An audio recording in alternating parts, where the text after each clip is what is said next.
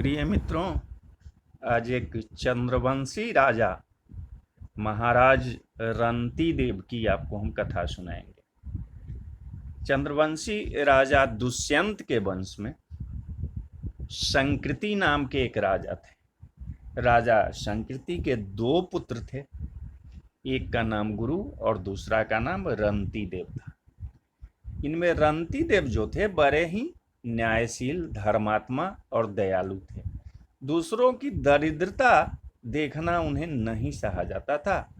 उन्होंने अपनी सारी संपत्ति गरीब और असहायों को बांट दी थी और स्वयं बड़ी कठिनता से अपना निर्वाह करते थे। ऐसी दशा में भी उन्हें जो कुछ मिल जाता था उसे दूसरों को दे देते थे और स्वयं भूखे ही रह जाते थे। एक बार रंती देव तथा उनके पूरे परिवार को 48 दिनों तक भोजन की कौन कहे, पीने को जल भी नहीं मिला।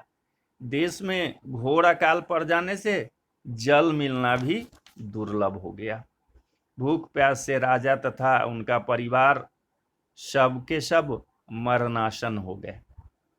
49वें दिन कहीं से उनको घी, खीर, हलवा और जल मिला। 48 दिनों के वे निर्जल व्रती थे। उनका शरीर कांप रहा था और कंठ जो था वो जल बिना सूख रहा था। शरीर में उठने की शक्ति नहीं थी। ऐसी दशा में रंती देव भोजन करने जा ही रहे थे कि एक ब्राह्मण अतिथि आ गए। रंती देव ने बड़ी श्रद्धा से उन विप्र को उसी अन्न में से भोजन कराया। विप्र के भोजन कर लेने पर बचे हुए अन्न को राजा ने अपने परिवार के लोगों में बांट दिया। वे सब भोजन करने जा ही रहे थे कि एक शूद्र अतिथि आ गया। उस दरिद्र शूद्र को भी राजा ने आदर पूर्वक भोजन करा दिया। अब जब अतिथि को उन्होंने भोजन करा दिया तो उसके बाद एक चंडाल कई कुत्ता लेकर अपने साथ लेकर आया और कहने लगा, राजन, मेरे ये कुत्ते भूखे हैं और मैं भी बहुत भूखा हूँ। रंती देव ने उन सब का भी सत्कार किया। सभी प्राणियों में श्री हरि को देखने वाले उस महापुरुष ने बचा हुआ सारा अन्न कुत्तों और चंडाल को दे दिया।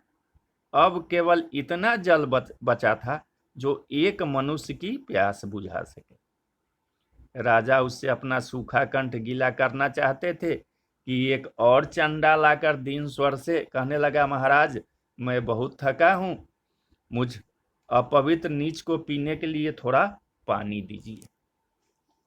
चंडाल थका था और बहुत प्यासा भी था। उसकी वाणी बड़े परिश्रम से निकलती जान पड़ती थी। उसकी दशा देखकर राजा को बड़ी दया आ गई। स्वयं प्यास के मारे मरणासन रहने पर भी परम दयालु राजा रंती देव ने वह जल आदर एवं प्रसन्नता के साथ चांडाल को पिला दिया। भक्तों की कामना पूर्ण करने वाले त्रिभुवन के स्वामी ब्रह्मा, विष्णु और महेशी रंती देव की परीक्षा लेने इन रूपों में आए थे। राजा का धैर्य देखकर वे प्रकट हो गए। राजा ने उनको प्रणाम किया और उनका पूजन किया। बहुत कहने पर भी रंती देव ने कोई वरदान नहीं मांगा। जैसे जगने पर स्वप्न लीन हो जाता है, वैसे ही भगवान वासुदेव में चित्त को तन्मय कर देने से राजा रंती देव के सामने से त्रिगुणमयी माया लीन हो गई। रंती देव के प्रभाव से उनके परिवार के सब लोग भी नारायण परायण होकर और योगियों की परम गति को प्राप्त हुए। तो बोलो जय श्री राम, जय श्री राम।